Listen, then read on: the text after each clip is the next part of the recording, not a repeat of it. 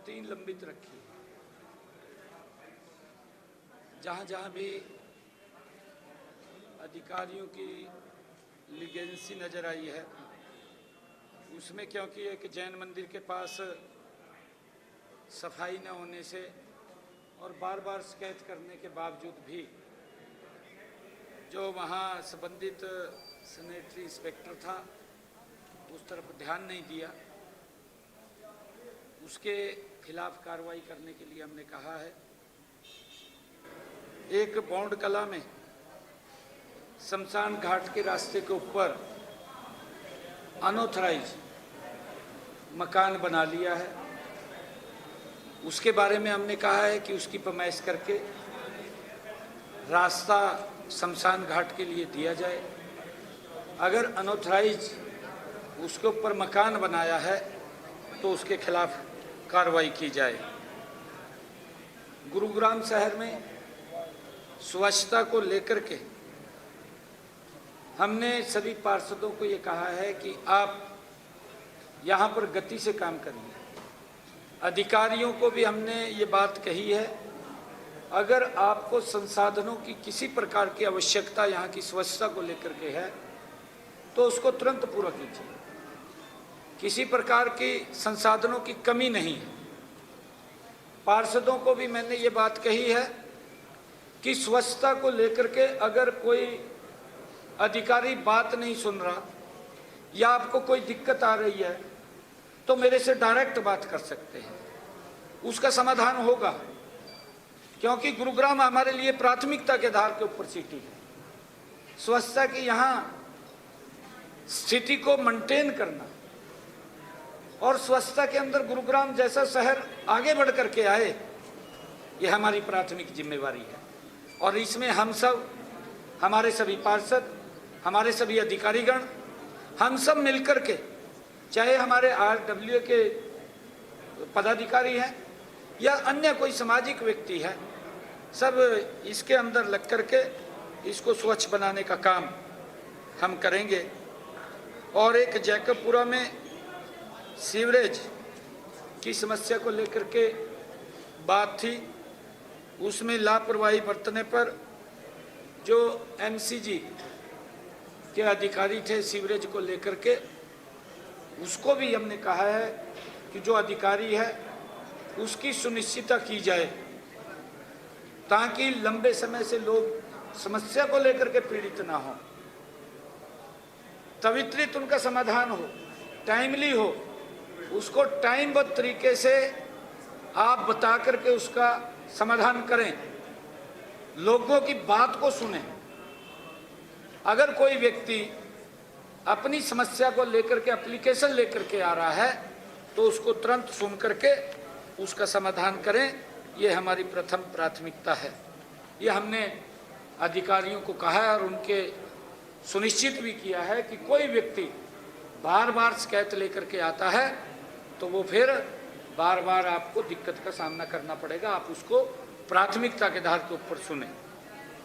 आज मेरे लिए, क्योंकि जब मैं ग्रीवेंस की जिला गुरुग्राम की बैठक में आया हूं तो आज यहां पर लगभग 208 करोड़ 97 लाख रुपए की 11 परियोजनाओं के उद्घाटन और शिलान्यास आज किए हैं।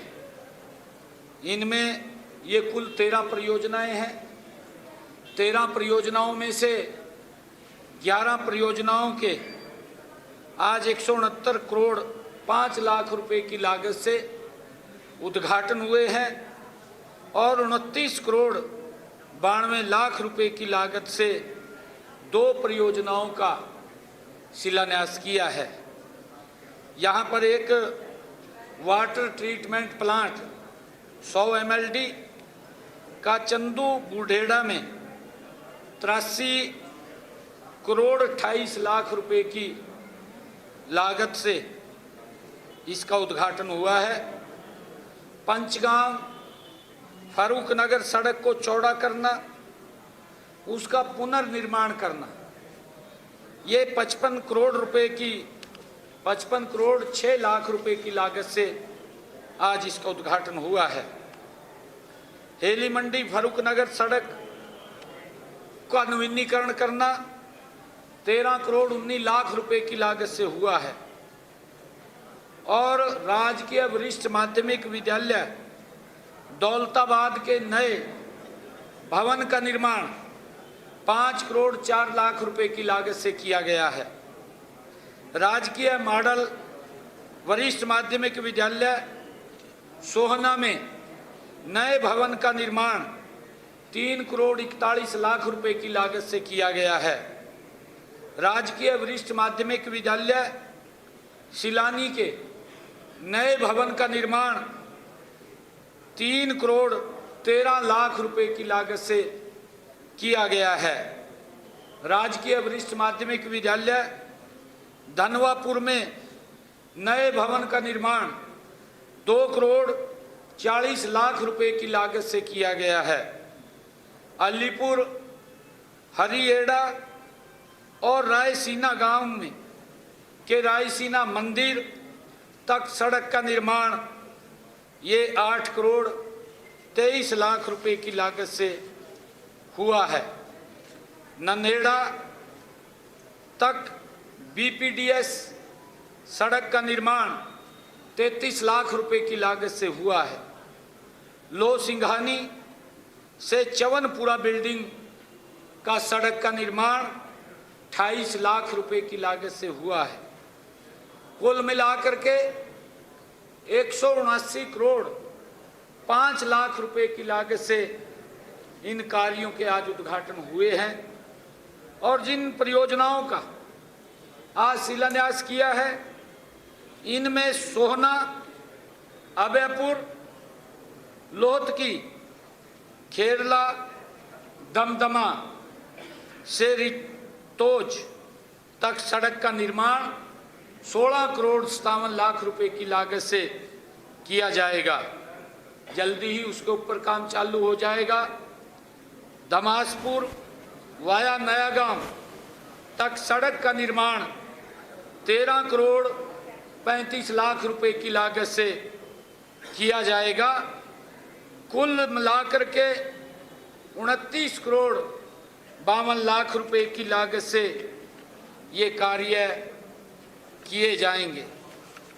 और मैं बताना चाहता हूं कि अभी मुझे हमारे केंद्रीय मंत्री कृष्ण पाल गुर्जर जी और हमारे सभी विधायक और मंत्रीगण फरीदाबाद की एक समस्या को लेकर के मिले थे, क्योंकि माननीय सुप्रीम कोर्ट का एक आदेश और हमारी सरकार का दायित्व है कि माननीय सुप्रीम कोर्ट के जो आदेश हैं उनका पालन करना।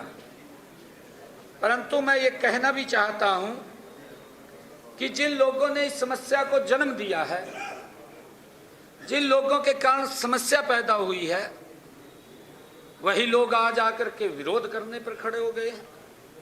माननीय सुप्रीम कोर्ट का आदेश का हमने पालन किया है। कांग्रेस ने कभी माननीय सुप्रीम कोर्ट के फैसलों का सम्मान नहीं किया। आज भी कांग्रेस के लोग अपने आप को सुप्रीम कोर्ट और कोर्ट से ऊपर मानते हैं।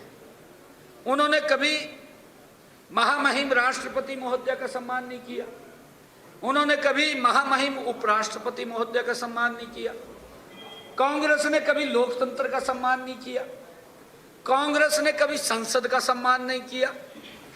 कांग्रेस ने कभी माननीय प्रधानमंत्री जी जो 140 करोड़ लोगों के दिलों की धड़कन है, जिन्होंने संकल्प ले रखा है कि हम 2047 तक भारत को विकसित राष्ट्र बनाएंगे, और गति से काम चल रहा है। 11 वर्षों के अंदर आज धरातल के ऊपर काम दिखाई दे रहे हैं। आज देश के अंदर सड़कों का जाल बिछा है। आज एयर कनेक्टिविटी बड़ी है। आज अगर हम देखें, रेलवे की कनेक्टिविटी आज बड़ी मजबूत हुई है। वंदे भारत जैसी ट्रेन आधुनिक सुविधाओं से सुसज्जित देश के नागरिकों को नरेंद्र मोदी जी ने इन 11 वर्षों में उपलब्ध कराई है। आदरणीय प्रधानमंत्री जी ने इन 11 वर्षों के अंदर हम देखते हैं कि जहां देश को मजबूती से आगे ले जाने का काम कर रहे हैं, वहीं दूसरी तरफ देश के स्वास्थ्य को लेकर के चाहे नए एम्स बनाने की बात है, चाहे देश के अंदर नए मेडिकल कॉलेज बनाने की बात है, मोदी जी लगातार गति से काम कर रहे हैं ताकि देश के हर व्यक्ति के स्वास्थ्य की चिंता अगर किसी ने की है, मोदी जी ने की है। अगर मैं हरियाणा की बात करूं, पॉपुलेशन तो बढ़ रही थी परंतु एमबीबीएस की सीटें नहीं बढ़ रही थी। मात्र 700 सीटें कांग्रेस के समय में 55 सालों तक 700 सीटों में से हमारे पास डॉक्टर पूरे नहीं हो रहे थे जिस तरीके से पॉपुलेशन बढ़ रही थी। परंतु हमने इन 11 वर्षों में मोदी जी के नेतृत्व के अंदर हरियाणा प्रदेश के अंदर हर जिला के ऊपर मेडिकल कॉलेज बनाने का निर्णय किया। आज 15 जिलों के अंदर मेडिकल कॉलेज फंक्शनल है, मेडिकल यूनिवर्सिटी बन गई है और 9 जिलों के अंदर बन रहे हैं। आज लगभग 2460 मेडिकल सीटें आज हो गई हैं। लगातार इन सीटों को भी बढ़ाने का काम कर रहे हैं, परंतु कांग्रेस अपने कामों में जो उन्होंने किया है, कांग्रेस भ्रष्टाचार के अंदर तो फंसी रही, भ्रष्टाचार तो करती रही, परंतु देश के विकास की तरफ नहीं सोचा। देश के विकास की तरफ अगर कोई व्यक्ति ने आजादी के बाद इतनी गति से काम किया है तो उसका नाम नरेंद्र मोदी है। उस व्यक्ति ने आजादी के बाद भारत को एक प्रगतिशील भारत बनाने का काम वो नरेंद्र मोदी जी ने किया है।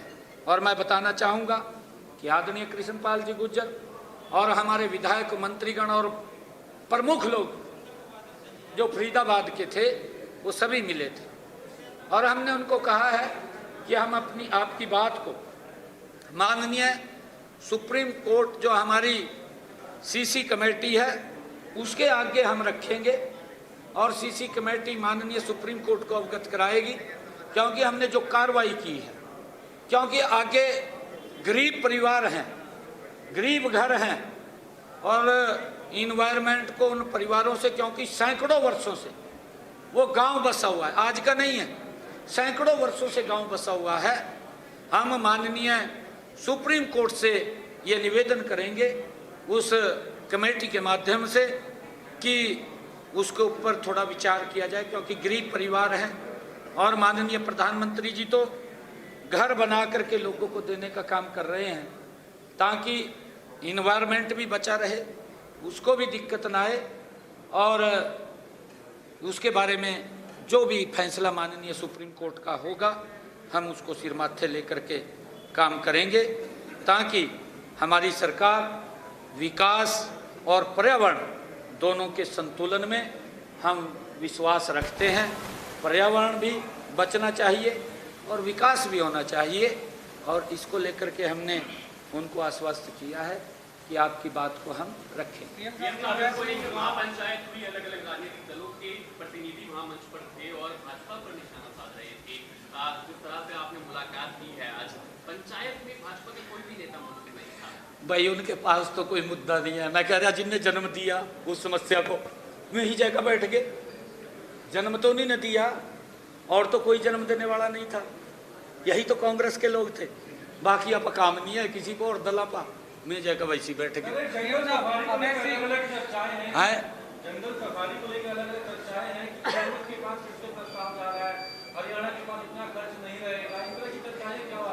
नहीं, देखिए केंद्र के सहयोग से तो कुछ भी नहीं है। केंद्र का सहयोग मिलेगा तभी तो हमारा इतना काम हम कर रहे हैं। ये केंद्र के सहयोग से तो कर रहे हैं, ये मोदी जी के सहयोग से तो कर रहे हैं। परंतु कई दल ऐसे हैं, मोदी जी तो भेजते हैं खूब पैसा, परंतु अपने राज्य के अंदर उसको इस तरह प्रेजेंट करते हैं जनो मैं कर रहा हूँ। भाई तय तो कर रहा है, ये तो एक सिस्टम की जिम्मेवारी है। भी सिस्टम करेगा, केंद्र पैसा देगा, केंद्र सहयोग देगा तो स्टेट अपने तरीके से उसको योजना को लागू करेगा, परंतु वो तो मोदी जी की योजना लागू नहीं। क्योंकि जंगल सफारी का यही है, केंद्र से जो भी सहयोग मिल रहा है आगे भी मिलेगा, क्योंकि हमारे एनसीआर एरिया के अंदर कोई इस प्रकार का स्थान नहीं है जिससे कि लोग वहाँ पर जा सकें, टूरिस्ट जा सके। ये जंगल सफारी उसी को ध्यान में रख करके हमने पिछले दिनों विजिट भी किया था गुजरात के जामनगर में। वहाँ पर जो जंगल सफारी थी बहुत अच्छी थी, वनतारा में, उसको हम देख करके आए हैं और हम केंद्र से बात करके इसको जल्दी बनाने का काम करेंगे।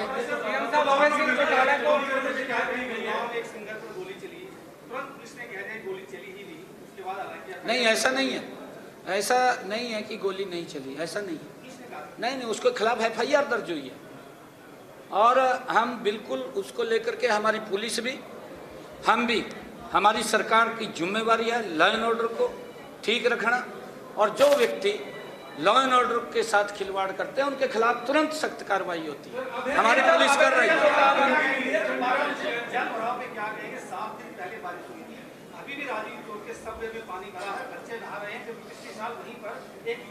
नहीं, देखिए ऐसा क्योंकि बरसात जब एकदम अचानक ही बहुत ज़्यादा बरसात आती है और उससे अव्यवस्था हो जाती है। आप देखते हैं पिछले 2023 का विषय है, हिमाचल के अंदर इतनी ज़्यादा बरसात हुई, वो सारा पानी हमारे यहाँ आ गया। 8-8 फुट पानी हमारे कुरुक्षेत्र के अंदर आ गया, क्योंकि जब ये प्रलय है, जब ये इतनी ज़्यादा प्रलय आ जाती है तो जो स्थिति हम ठीक भी करते हैं उनको भी अव्यवस्थित कर देती है। परंतु हमारे अधिकारी गति से लगे हुए हैं, आज भी मैंने पूरा उसको वॉच किया है और इसका कहीं कोर्टों के अंदर भी विषय फंसे हुए थे, धीरे धीरे करके उनका भी समाधान कर रहे हैं। समाधान करके जो नाले जहाँ से बनने थे वो बन रहे हैं। आने वाले समय के अंदर, क्योंकि हमारा गुरुग्राम नंबर 1 का सिटी रहे, उसको लेकर के हम गति से काम कर रहे हैं। ऐसा नहीं है उसके अंदर कोई कोताही है, समय लगता है, समय लगता है तो उसका समाधान। सीएम साहब, अभय सिंह चौटाला के बेटे को एक वॉइस पर अभी नोट आया है, धमकी भरेगा। चंडीगढ़ के सेक्टर 3 थाने में शिकायत दी गई है और कहा है कि अपने पापा को बोल देना कि मेरे रास्ते में नहीं आए, नहीं तो प्रधान जी के पास भेज दिया जाएगा। इस तरह का वॉइस नोट आया है उनके बेटे करण चौटाला के। नहीं, देखिए वो जो भी अगर कोई इस प्रकार का विषय है, पुलिस सख्ताई से काम करेगी, उसमें कोई कोताही नहीं है किसी प्रकार की, किसी प्रकार की कोई कोताही नहीं है। हम बार बार कह रहे हैं, हमारी सरकार का एजेंडा क्लियर है, हमारे पुलिस अधिकारी लगे हुए हैं। अगर कहीं पर भी थोड़ी शिकायत आप देख रहे हैं, किसी ने भी घटनाक्रम को अंजाम दिया है, क्योंकि किसी के दिमाग के अंदर क्या फीड है किसी को नहीं पता, और अगर कोई घटना को अंजाम देता है तो उसको तुरंत कार्रवाई हो रही है। अगर कार्रवाई ना हो तब तो उसके ऊपर विषय है, परंतु तत्परता से हमारी पुलिस उसके ऊपर कार्रवाई करती है और उसको सलाखों के पीछे भी पहुंचाने का काम हम गति से करेंगे, हमने कहा। जल्दी करा देंगे आप।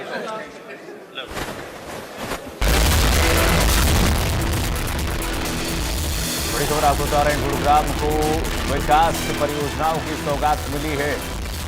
169 करोड़ की परियोजनाओं का उद्घाटन मुख्यमंत्री नायब सैनी ने किया है। 29 करोड़ की विकास परियोजनाओं का शिलान्यास भी हुआ। मुख्यमंत्री ने कहा किसी प्रकार के संसाधनों की कमी नहीं है हरियाणा में।